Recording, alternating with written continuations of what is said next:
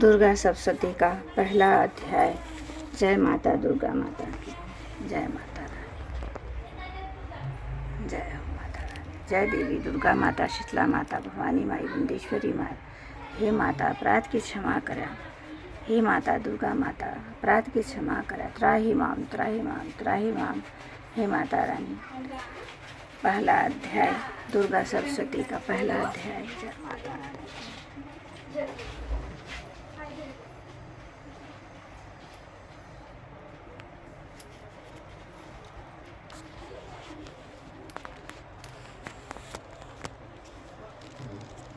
प्रथम चरित्र के ब्रह्मा, ऋषि, महाकाली, देवता, गायत्री, छंद, नंदा, शक्ति, रक्त दंतिका, बीज, अग्नि तत्व और ऋग्वेद स्वरूप है।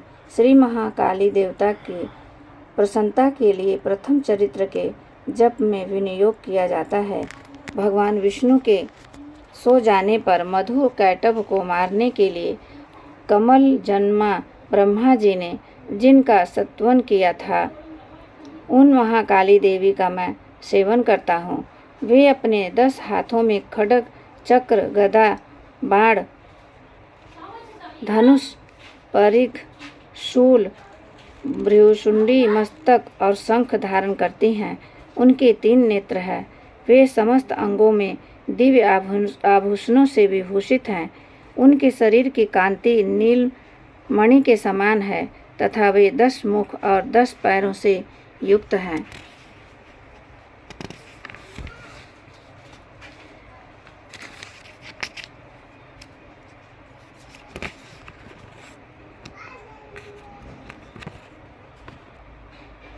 मार्कंडेय जी बोले, सूर्य के पुत्र सारवणी जो 8वें मनु कहे जाते हैं, उनकी उत्पत्ति की कथा विस्तार पूर्वक कहता हूँ, सुनो। सूर्य कुमार महाभाग सारवणी भगवती महामाया के अनुग्रह से जिस प्रकार मनवंतर के स्वामी हुए, वही प्रसंग सुनाता हूँ। पूर्व काल की बात है। स्वारोचिस मनवंतर में सूरथ नाम के एक राजा थे जो चैत्र वंश में उत्पन्न हुए थे। उनका समस्त भूमंडल पर अधिकार था। वे प्रजा का अपने और पुत्रों की भांति धर्मपूर्वक पालन करते थे। तो भी उस समय कौलाविध्वंसी नाम के क्षत्रिय उनके शत्रु हो गए। राजा सूरथ की दंड नीति बड़ी प्रबल थी। उनका शत्रुओं के साथ संग्राम हुआ।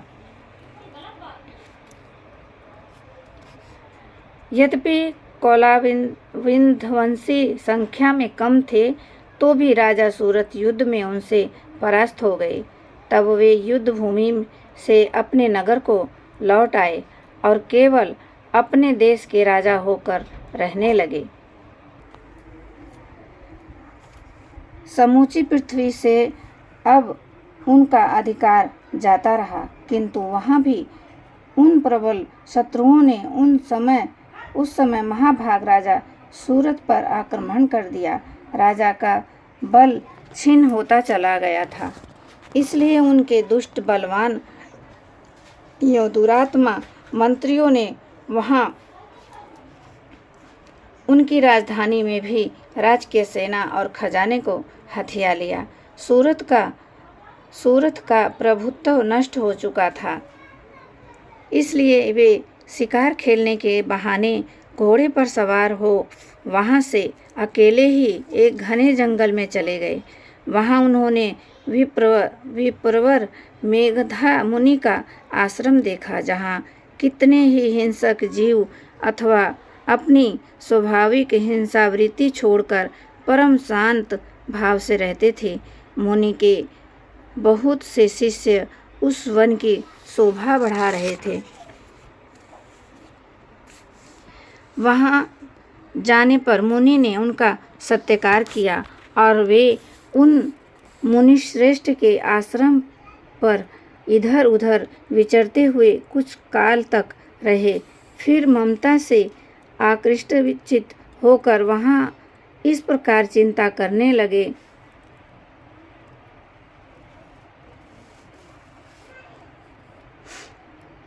पूर्व काल में मेरे पूर्वजों ने जिसका पालन किया था वही नगर आज मुझसे रहित है। पता नहीं मेरे दुराचारी भृंगण उसकी धर्मपूर्वक रक्षा करते हैं या नहीं। जो सदा मद की वर्षा करने वाला और सूरवीर था, वह मेरा प्रधान हाथी अब शत्रुओं के अधीन होकर न जाने कितने भोगों को भोगता होगा।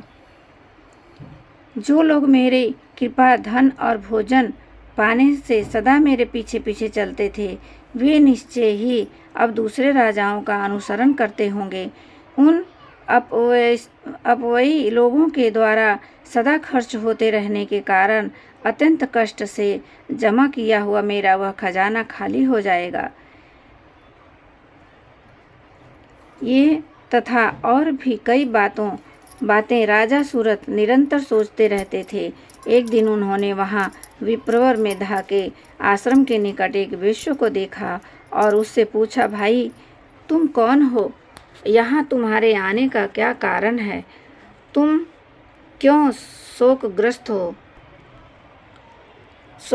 और अनमने से दिखाई देते हो? राजा सूरत का यह प्रेम पूर्वक कहा हुआ वचन सुनकर वेश्या ने विनीत भाव से उन्हें प्रणाम करके कहा। वेश्या बोला, राजन, मैं धनियों के कुल में उत्पन्न एक वेश्या हूँ। मेरा नाम समाधि है। मेरे दुष्ट स्त्री पुत्रों ने धन के लोभ से मुझे घर से बाहर निकाल दिया है। मैं इस समय धन, स्त्री और पुत्रों से वंचित हूँ। मेरे विश्वसनीय बंधुओं ने मेरा ही धन लेकर मुझे दूर कर दिया है।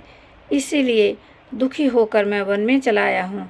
यहाँ रहकर मैं इस बात को नहीं जानता कि कुशल से रहते हैं, नहीं जानता कि मेरे पुत्रों की, स्त्री की और स्वजनों की कुशल है या नहीं है। इस समय घर में वे कुशल से रहते हैं अथवा उन्हें कोई कष्ट है। वे मेरे पुत्र कैसे हैं? क्या वे सदाचारी हैं अथवा दुराचारी हो गए हैं? राजा ने पूछा। जिन लोभी स्त्री पुत्र आदि ने धन के कारण तुम्हें घर से निकाल दिया, उनके प्रति तुम्हारे चित्त में इतना स्नेह का बंधन क्यों है? वेश्या बोला, आप मेरे विषय में जैसी बात कहते हैं वह सब ठीक है, किंतु क्या करूं? मेरा मन निष्ठुरता नहीं धारण करता है। जिन्होंने धन के लोभ में पड़कर पिता के प्रति स्नेह, पति के प्रति प्रेम तथा आत्मजन के प्रति अनुराग को तिलांजलि दे दी, मुझे घर से निकाल दिया, उनके प्रति तुम्हारे चित्त में इसका संदेह बंधन क्यों है? वेश्या बोला, आप मेरे विषय में जैसा बात कहते हैं वह सब ठीक है, किंतु क्या करूं? मेरा मन निष्ठुरता नहीं धारण करता है। जिन्होंने धन के लोभ में पड़कर पिता के प्रति स्नेह, पति के प्रति प्रेम तथा आत्मीयजन के प्रति अनुराग को तिलांजलि देकर मुझे घर से निकाल दिया है, उन्हीं के प्रति मेरे हृदय में इतना स्नेह है। महामते, गुणहीन बंधुओं के प्रति भी जो मेरा चित्त इस प्रकार प्रेम मगन हो रहा है, यह क्या है? इस बात को मैं जानकर भी नहीं जान पाता। इनके लिए मेरी लंबी सांसें ले रहा हूँ और मेरा हृदय अत्यंत दुखित हो रहा है।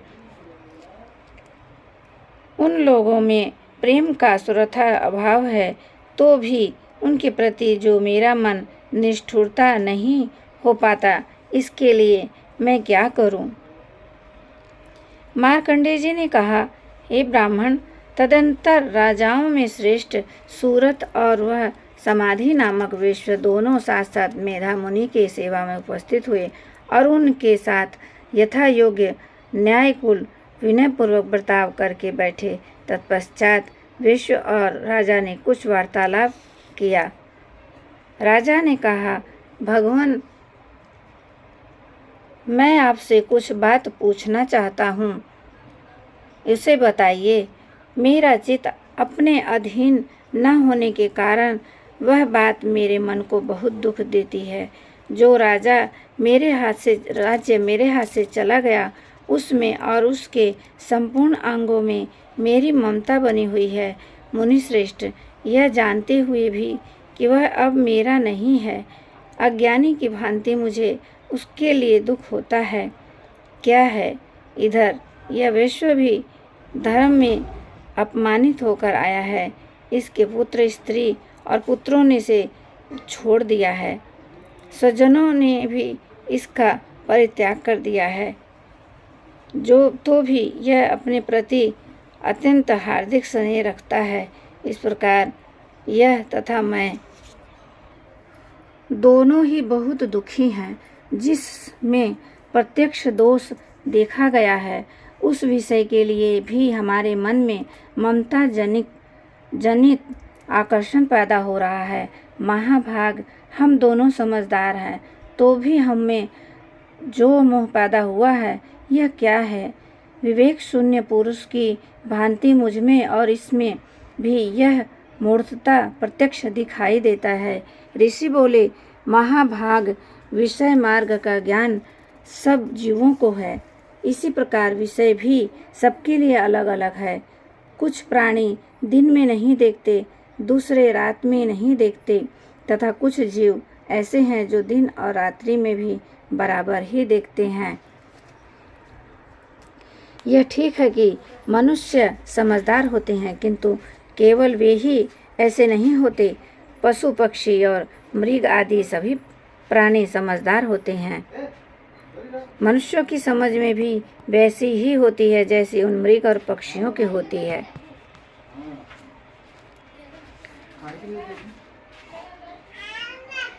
तथा जैसी मनुष्यों की होती है, वैसी ही उन मृग पक्षी आदि की होती है। यह तथा अन्य बातें भी प्राय दोनों समान ही हैं।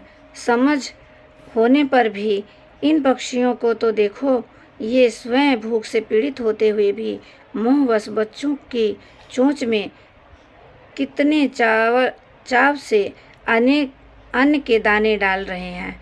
नरश्रेष्ठ, क्या तुम नहीं देखते कि ये मनुष्य समझदार होते हुए भी लोभवश अपने किए हुए उपकार का बदला पाने के लिए पुत्रों की अभिलाषा करते हैं। यद्यपि उन सब में सबकी कमी नहीं है, तथापि वे संसार की स्थिति जन्म मरण की परंपरा बनाए रखने वाले भगवती महामाया के प्रभाव द्वारा ममतामय भंवर से युक्त मोह के गहरे गर्त में गिराने गए हैं। इसलिए इसमें आश्चर्य नहीं करना चाहिए। जगदीश्वर भगवान विष्णु की योग निद्रा रूपा जो भगवती महामाया है, उन्हीं से यह जगत मोहित हो रहा है। वे भगवती महामाया देवी ज्ञानियों के भी चित्त को बलपूर्वक खींचकर मोह में डाल देती हैं। वे ही इस संपूर्ण चराचर जगत की सृष्टि करती हैं, तथा वे ही प्रसन्न होने पर मनुष्य को मुक्ति के लिए वरदान देती हैं।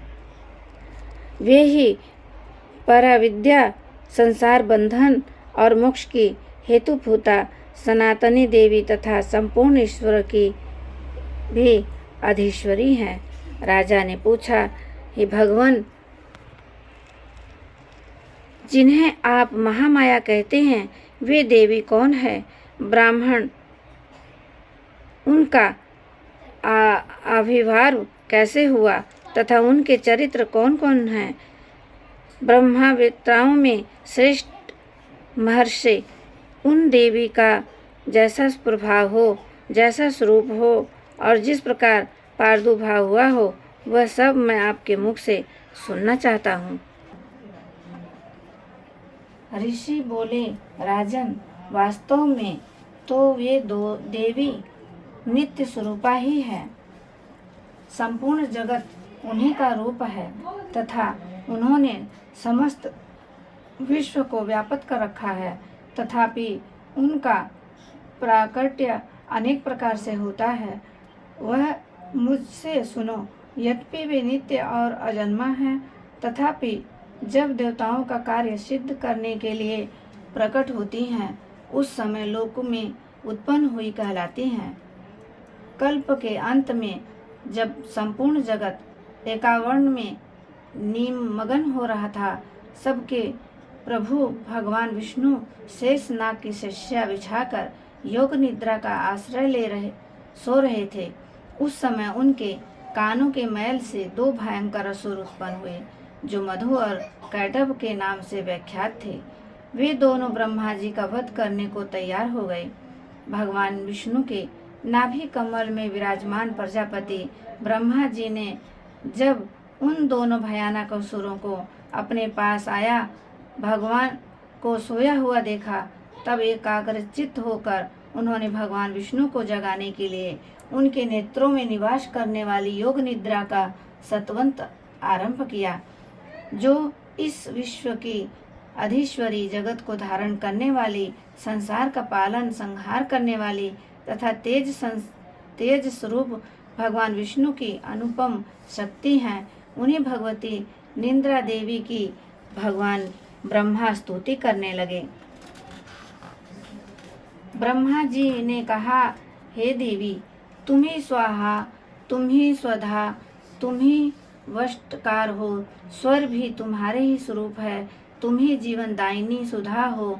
नित्य अक्षर, प्रभव में आकार, उकार, मकार, इन तीन मात्राओं के रूप में तुम ही स्थित हो तथा इन तीन मात्राओं के अतिरिक्त जो बिंदु रूपा नित्य अर्ध मात्रा है, जिसका विशेष रूप से उच्चारण नहीं किया जा सकता, वह भी तुम ही हो। देवी, तुम ही संध्या सावित्री तथा परम जननी हो। देवी, तुम ही इस विश्व ब्रह्मांड को धारण करती हो। तुमसे ही इस जगत की सृष्टि होती है, तुम ही से इसका पालन होता है और सदा तुम ही कल्प के अंत में सबको अपना ग्रास बना लेती हो। जगदमयी देवी, जगतमयी देवी, इस जगत की उत्पत्ति के समय तुम सृष्टि रूपा हो, पालन काल में स्थिति रूपा हो तथा कल्पांत के समय संहार रूपा धारण करने वाली हो। तुम ही महाविद्या, महामाया, महामेधा, महास्मृति, महामोह रूपा महादेवी, महासुरी हो। तुम ही तीनों गुणों को उत्पन्न करने वाली सबकी प्रकृति हो। भयंकर काल रात्रि, महारात्रि, मोहरात्रि भी तुम ही हो। तुम ही श्री, तुम ही ईश्वरी, तुम ही ह्रीम, तुम ही बोध स्वरूपा बुद्धि हो। लज्जा, पुष्टि, दृष्टि, शांति, क्षमा भी तुम ही हो। तुम खड्ग धारणी, शूल धारणी, घोर रूपा तथा गदा, चक्र, शंख और धनुष धारण करने वाली हो। बाण, भ्रूशुंडी और परिधि ये भी तुम्हारे अस्त्र हैं। तुम शोभ्यंतर हो। इतना ही नहीं, जितने भी शोभ्य या सुंदर पदार्थ हैं, उन सब की अपेक्षा तुम अत्यधिक सुंदर हो। पर और अपर सबसे परे रहने वाली परमेश्वरी तुम ही हो। स्वरूप पे हे सर्वस्वरूपे देवी, कहीं भी सत असत रूप जो कुछ वस्तुएं हैं और उन सब को जो शक्ति वह तुम ही हो। ऐसी अवस्था में तुम्हारी स्तुति क्या हो सकती है, जो इस जगत की सृष्टि, पालन और संहार करते हैं। उन भगवान को भी जब तुमने निद्रा के अधीन कर दिया है, तब तुम्हारी स्तुति करने में यहाँ कौन समर्थ हो सकता है। मुझको, भगवान शंकर को तथा भगवान विष्णु को भी तुमने ही शरीर धारण कराया है, अतः तुम्हारी स्तुति करने की शक्ति किसमें है। हे देवी, तुम तो अपने इन उदार प्रभाव से ही प्रशंसित हो। ये जो दोनों दुर्धर्ष असुर मधु और कैटभ हैं, उनको मोह में डाल दो और जगदीश्वरी भगवान विष्णु को शीघ्र ही जगा दो। साथ ही इनके भीतर इन दोनों महान असुरों को मार डालने की बुद्धि उत्पन्न कर दो।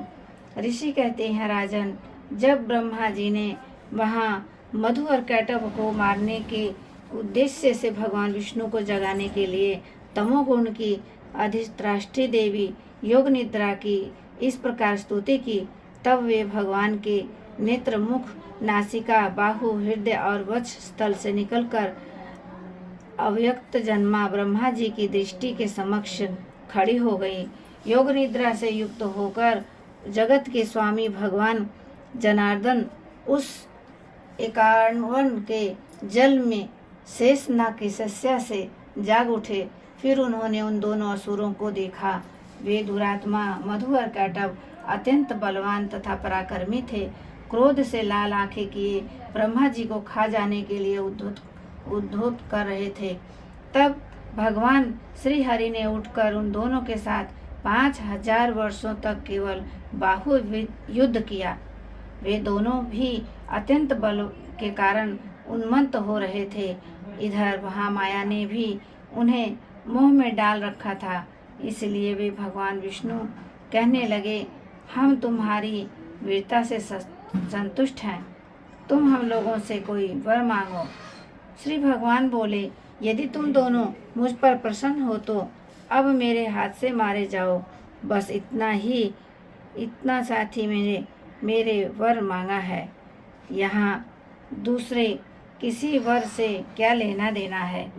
ऋषि कहते हैं, इस प्रकार धोखे में आ जाने पर जब उन्होंने संपूर्ण जगत में जल ही जल देखा, तब कमल नयन भगवान से कहा, जहाँ पृथ्वी जल में डूबी हुई न हो, जहाँ सूखा स्थान हो, वहीं हमारा वध करो। ऋषि कहते हैं, तब तथास्तु कहकर शंख चक्र और गदा धारण करने वाले भगवान ने उन दोनों के फलस्वरूप उन दोनों के मस्तक अपनी जांघ पर रखकर चक्र से काट डाले।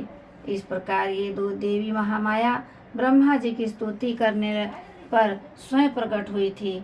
अब पुण्य तुमसे उनके प्रभाव का वर्णन करता हूँ, सुनो। बोलो दुर्गा माता की जय। हे माता रानी। प्रथम अध्याय समाप्त हुआ। जय माता रानी, जय माता रानी, जय माता रानी। बोलो देवी दुर्गा माता की जय। पहला अध्याय समाप्त हुआ।